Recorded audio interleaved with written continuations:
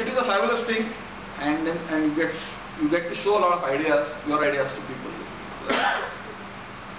Okay. One last thing that I want to talk about was workshops and tutorials.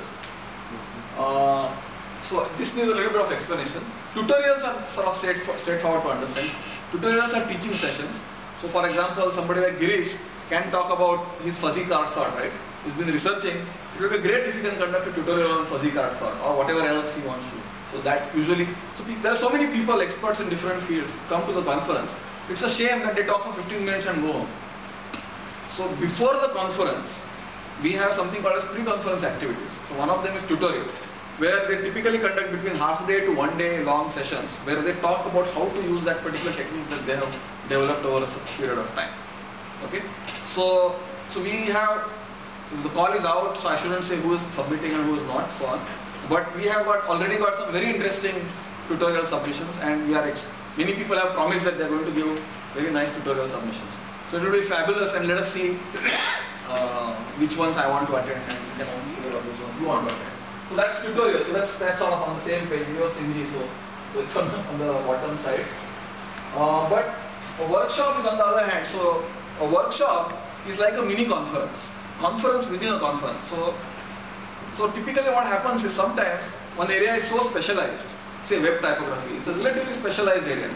There can be a big typography conference, there can be a big web conference. But web typography is an area which is sort of not such a big area.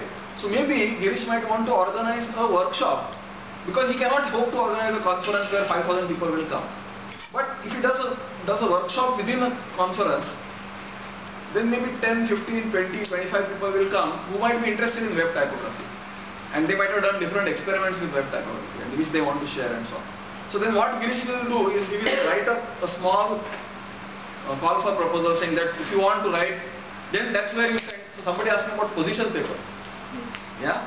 So you write a position. So typically workshops have what are called as position papers, which means we usually don't give that much importance to validation, although a little bit of validation is good. We don't give that much importance to some of the other generalization or something else. Though novelty is very important, even in a position paper. In fact, usually you only talk about the new thing that you are doing in a position paper.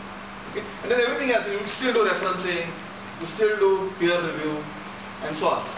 The acceptance is usually pretty high. Usually unless somebody submits a paper about how to brush your teeth to a web typography conference, usually most papers are accepted over there. But there